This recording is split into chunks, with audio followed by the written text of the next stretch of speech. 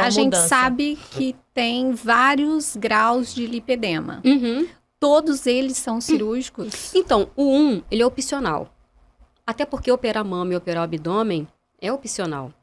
A gente opera por estética. O 1 é opcional, tá? Se eu tenho assim, claro, eu acho que tudo na medicina depende. Mas, por exemplo, o grau 2 vai se beneficiar muito, o 3 mais e o 4 nem se fala. É obrigatório? Não. Cada um opera se quiser. O 1, ele é menos obrigatório ainda. Por exemplo, eu tenho lipedema tipo 1, que hoje em dia eu falo que eu sou L0. Eu não tenho mais sintomas. Não me incomoda. Eu consegui reduzir muito a questão da minha panturrilha. Então, assim, nesse momento não tá me incomodando. Por quê? Milagrosamente? Não. Eu faço dieta. Eu me exercito. Eu costumo dormir bem, claro, eu tenho bebê pequeno, então na medida do possível eu tento dormir bem, eu tenho bons hábitos de vida, eu não bebo, claro, eu sou uma pessoa equilibrada, então de vez em quando eu vou sim fazer ingestão de água, foi Dia das Mães, então eu comi feijoada, eu comi pudim, então eu consigo reconhecer aonde que eu vou errar, mas eu sei reconhecer também o momento de voltar, e eu volto muito rápido. Então, quando você consegue ir e voltar muito rápido, você consegue ter esse controle da sua vida. Você, no caso, por exemplo, você tem o lipedema 1, você vai ter o controle. Se você controlou, você não precisa operar, porque muito provavelmente você vai ficar um L0 também. Mas se mesmo assim você for uma paciente com lipedema, grau 1, e, por exemplo, me incomoda porque o aumento de volume está grande e eu não consigo botar uma bota. Isso me incomoda. Então, gente, se incomoda a pessoa e está afetando a autoestima dela, ela já tem indicação cirúrgica. Não pelo lipedema em si, diretamente, mas pelo lipedema indiretamente, porque está afetando a autoestima dela. Isso é curioso, porque eu tenho lipedema também é grau 1. Só que eu, na época da... Vou te mostrar. Na época da faculdade, eu falava com os residentes de cirurgia plástica, eu falava, gente, precisa tratar minha perna. E na época, lipedema nem era tão discutido. Nem sabia que era lipedema. Então, eles ficavam zoando que eu não tinha tornozelo, que eles falavam, você não tem tornozelo. E meu marido fala que eu tenho panturrilha de paçoca, canela de paçoca, antigamente. Ele fala, isso é uma canela de paçoca. E aí, eu falava, vocês têm que arrumar um tratamento. Eu já falei com uma amiga minha, dermatologista, vamos tentar aquelas enzimas pra ver se resolve. Meu Deus! E todo mundo, não, isso é assim mesmo, sua perna é assim. Porque ninguém tinha, exatamente o que você falou, que não tinha especialista pra lipedema, né, aqui. E aí, agora você vê a diferença. Em 3 anos, como as coisas estão mudando rápido, né? O tempo muito. A piora que você poderia ter com esse tratamento, com vários tratamentos estéticos, com massagens modeladoras, é muito comum acontecer isso. Olha, eu vou escrever um livro de histórias que eu escuto no consultório. Ontem eu escutei uma história de uma paciente falando que a mãe dela, que geralmente a gente consegue identificar pessoas na nossa família que tem lipedema. Ela falou, olha, eu consigo identificar claramente. E a minha mãe passou a adolescência toda recebendo mangueirada com pressão na perna, como tratamento de lipedema. Eu falei, como assim? Ela as pessoas... Tinha um professor dela de basquete, que ela era jogadora de basquete, que ele pegava pressão, tipo mangueira de bombeiro, e ficava pegando esse jato e jogando na perna lá com pressão. Ou seja, aumentando mais ainda o lipedema dela. Porque é isso, várias pessoas vão tentando de tudo, né? E é muito comum de você ver, né? A filha, a mãe, e vai só a avó, a cascata, né? E todos com um grau 1, grau 2, grau 3, e vai piorando, né? E a galera vai piorando lá pra trás. E acontece exatamente isso que você falou. Que é tipo, cara, não tem jeito, convive com isso daí.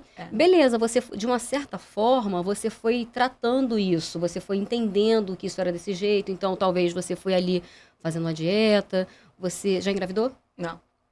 Talvez você não tenha engravidado ainda, então, assim, não tenha piorado, porque a gestação piora muito. É um gatilho, né? É um gatilho muito grande para a piora do lipedema. Geralmente aparece na puberdade, né? São aquelas... Estímulo hormonal. Estrogênio, né? Então, quando tem flutuação de estrogênio, é aí que vem o lipedema, a piora do lipedema. Na puberdade ele aparece, ele tem um gatilho, na gestação ele piora e na menopausa ele piora de novo. Então, assim, você pega mulheres assim, que sempre foi assim, então eu deixei pra lá, porque eu tentava... E aí aquilo vai piorando, né? Vai piorando, piorando, piorando, até que chega... Claro que não é todo mundo que chega no grau 4, graças a Deus, mas a grande maioria das pessoas vão piorando.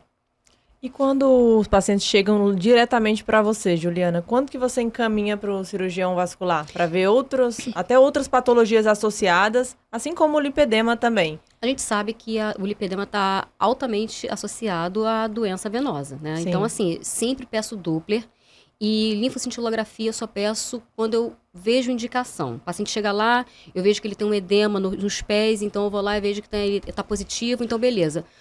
Peço uma linfocintilografia. A partir desse momento que eu vejo um Doppler que tem algum grau de insuficiência, que tem varizes, ou que esse paciente ele tem queixas, aí eu já mando direto para o cirurgião vascular. A linfocintilografia é um exame que vai avaliar o sistema linfático. A gente joga um contraste e a gente mede a velocidade que esse contraste caminha dentro do sistema linfático, porque existe uma outra patologia, que é o linfedema, que pode ter o sistema linfático comprometido e pode estar associado ao lipedema. E a pessoa ter as duas patologias. Ou ser um diagnóstico diferencial também. O linfedema entra como diagnóstico diferencial para o lipedema também. Geralmente, quando é o linfedema, você consegue perceber ao exame, na maioria das vezes, porque tem a questão da assimetria, né? Quando é linfedema, tem uma assimetria. Agora, quando é lipedema, não tem assimetria, geralmente é muito simétrico, né? Simétrico. Mas eu tô pegando casos que tem já acometimento de sistema linfático que você não imagina que tem. Então a gente vai lá e pede a linfocintilografia.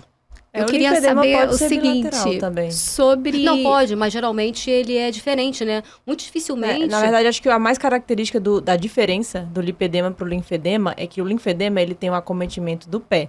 E aí você tem o sinal, né? Que você não consegue nem... Stemmer, né? Stemmer, exatamente. Então, é essa grande diferença aí. E o lipedema, ele vai ter mais o comprometimento linfático nos graus mais avançados da doença, geralmente. Geralmente no grau 4 você pega o sistema linfático. Mas eu tô falando assim, que geralmente quando você tem o linfedema, pelo menos os pacientes que eu peguei até hoje, eu não consegui, beleza, tem nas duas pernas, mas sempre tem uma que é mais do que a outra. Mas, por exemplo, quando do lipedema é muito igual, sabe? Quando tá associado à obesidade, é bilateral e tá muito comum na nossa sociedade, né? Cada vez mais. Porque a gente tem cada vez mais a obesidade também, que é outra doença que tá associada muito, ao lipedema. Né? Ao lipedema.